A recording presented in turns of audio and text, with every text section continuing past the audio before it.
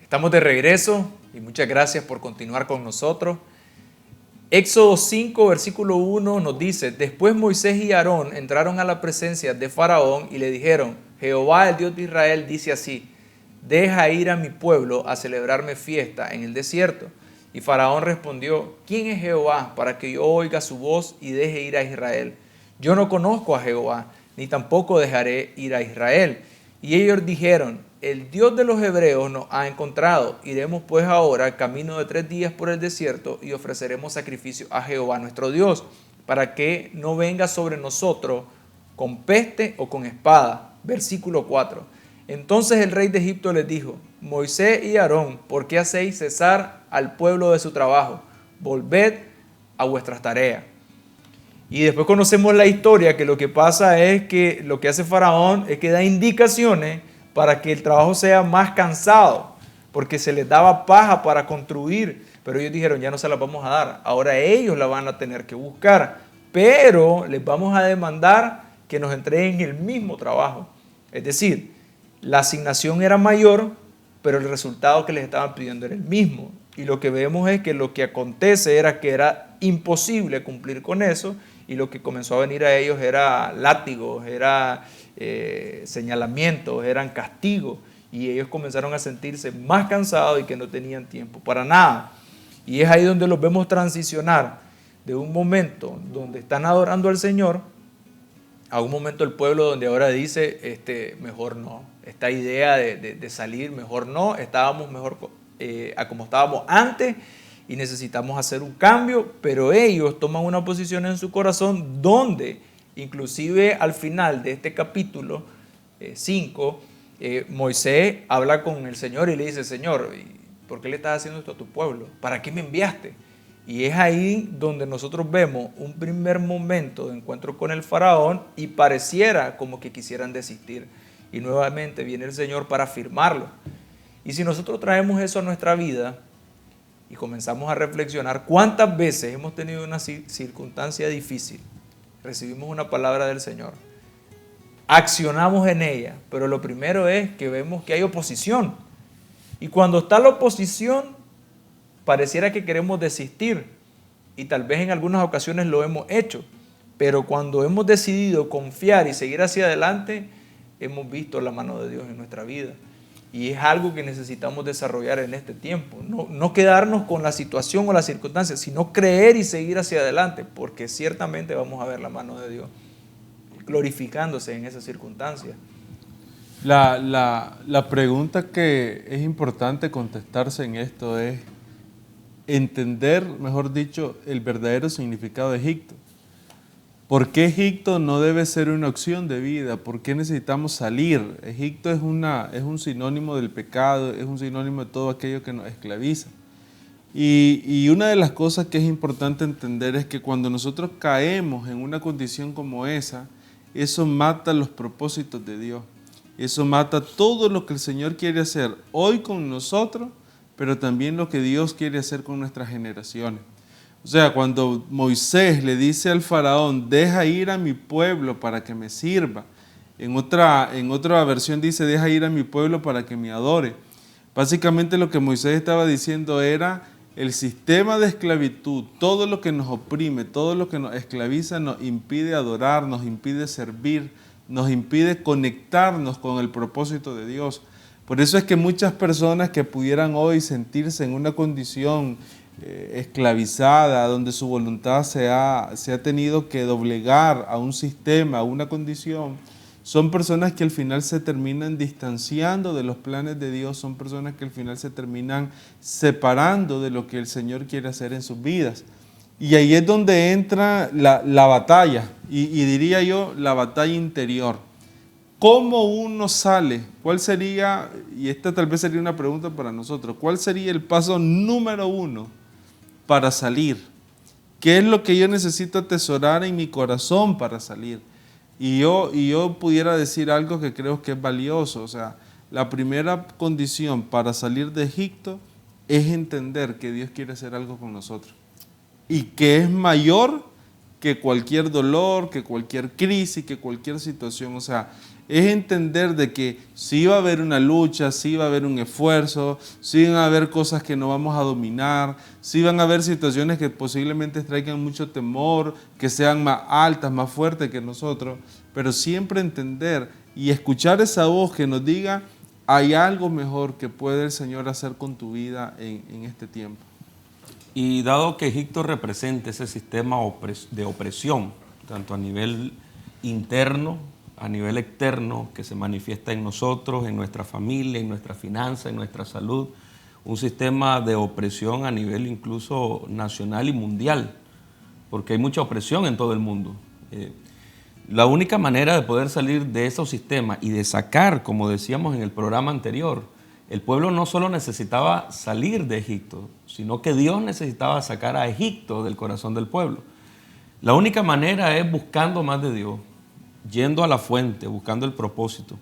400 años Israel no pudo salir de Egipto. ¿Por qué?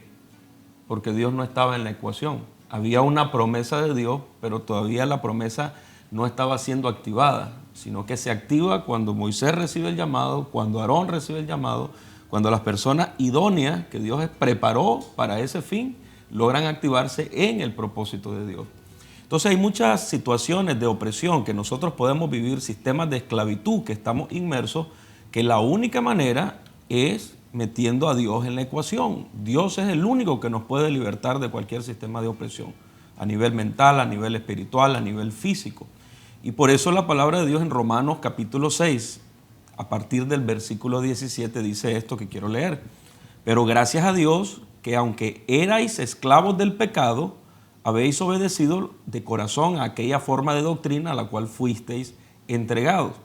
Y libertados del pecado, vinisteis a ser siervos de justicia. Dice en el versículo 19, para santificación debemos de presentar nuestros miembros para servir a la justicia. Y el versículo 22 dice, mas ahora que habéis sido libertados del pecado y hechos siervos de Dios, tenéis por vuestro fruto la santificación y como fin la vida eterna. Y el versículo 23 afirma lo siguiente, porque la paga del pecado es muerte, mas la dádiva, el regalo de Dios, es vida eterna en Cristo Jesús, Señor nuestro. Mientras haya una condición dentro de nosotros, alrededor de nosotros, en nuestro hogar, en nuestra casa, en nuestra familia, donde Dios no esté gobernando, siempre va a haber esclavitud.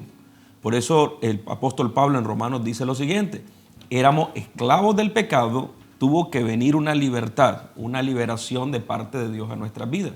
De lo contrario, esa condición de pecado, esa condición de esclavitud iba a producir muerte.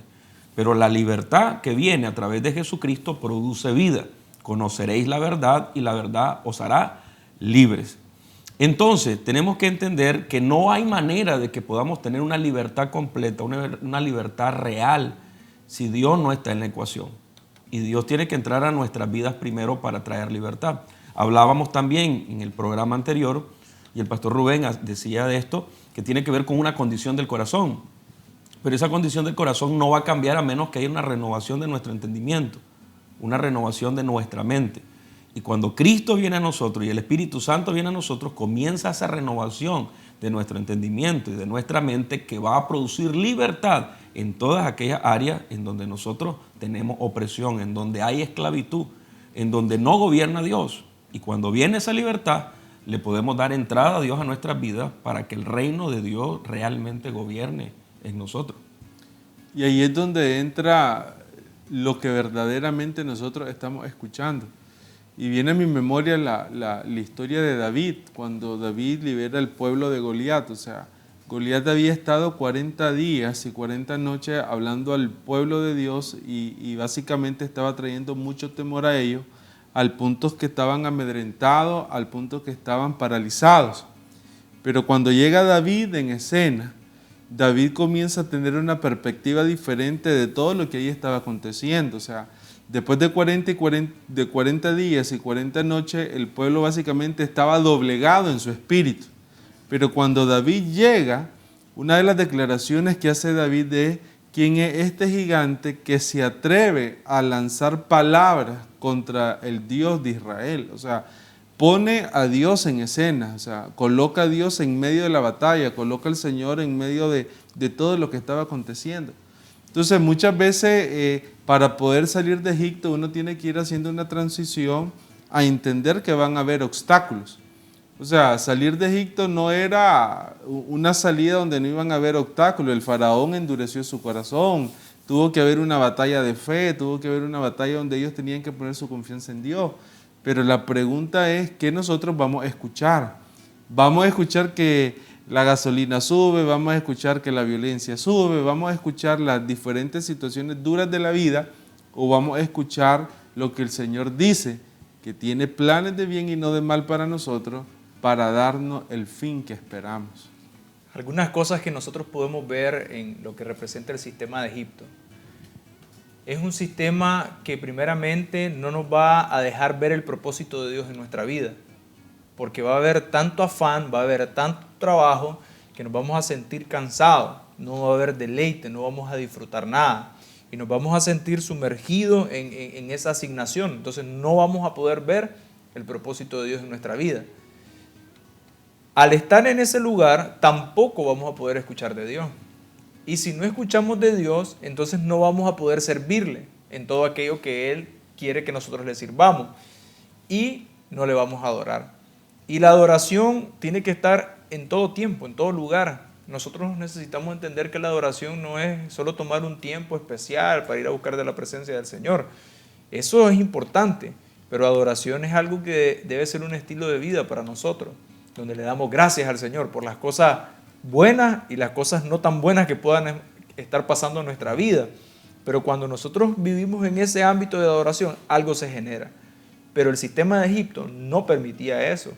Entonces aquí lo que vemos es un pueblo que, si bien es cierto, ellos están clamando, están gimiendo, pero ellos no estaban acostumbrados a tener un estilo de vida, de una adoración, de una búsqueda constante del Señor, sino que tenían dependencia de otras personas y tal vez dependencia de algunos destellos, pero no había un estilo de vida. Y cuando yo traigo eso a nuestra vida, necesitamos revisar si hoy estamos caminando dependiendo de terceros para tener una relación con Dios. Si hoy estamos caminando, descansando en algunos destellos de la presencia del Señor para tener una relación con Él. Por poner un ejemplo, si nuestra relación con Dios tiene que ver solo con el día entre semana que vamos a la iglesia o el día domingo que vamos a la iglesia, entonces ahí vamos a estar cortos. ¿Por qué? Porque nuestra relación con Dios no es solamente eso. Esa es una parte. Nuestra relación con Dios es algo mayor. Es algo donde nos levantamos cada mañana, donde lo buscamos, donde tratamos de escuchar, donde estamos conversando con Él, donde vamos en el medio de transporte, vamos conversando con Él, donde estamos en el trabajo y hay una situación complicada y no sabemos qué hacer y entonces nos apartamos y decimos, Señor, ayúdame porque no sé cómo resolver esto. Y entonces es ahí, en ese estilo de vida, donde el Señor comienza a hablar. Y cuando nosotros tenemos esa relación, pueden venir cosas difíciles, pero hay algo que pasa en lo espiritual. Ya no nos vamos a sentir solos, porque sabemos que Él está con nosotros. Y no es que hoy no esté con nosotros, ni que no estaba con el pueblo, sino que el pueblo estaba viendo más con sus ojos naturales que con el espíritu, que con lo que el Señor ya había dicho. Y volvemos a lo que hemos compartido. Es un asunto del corazón, era un asunto de la mente, era algo que ellos necesitaban romper para comenzarse a introducir en el ámbito que Dios quería llevarlo. Y por eso es que de alguna manera nosotros nos pudiéramos preguntar, ¿y por qué el Señor lo llevó por todo ese proceso? ¿Por qué no solamente llegó Moisés y dijo, bueno, alisten todo, nos vamos? Porque tal vez eso no iba a generar los cambios que ellos iban a requerir. Y como compartimos en el programa anterior, ellos no solamente necesitaban salir de Egipto desde el punto de vista de ubicación, sino que ellos necesitaban sacar a Egipto de su interior. ¿Para qué? Para que fueran llenos completamente de Dios y de todo lo que Él tenía planeado para ellos. Vamos a ir a un corte y regresamos.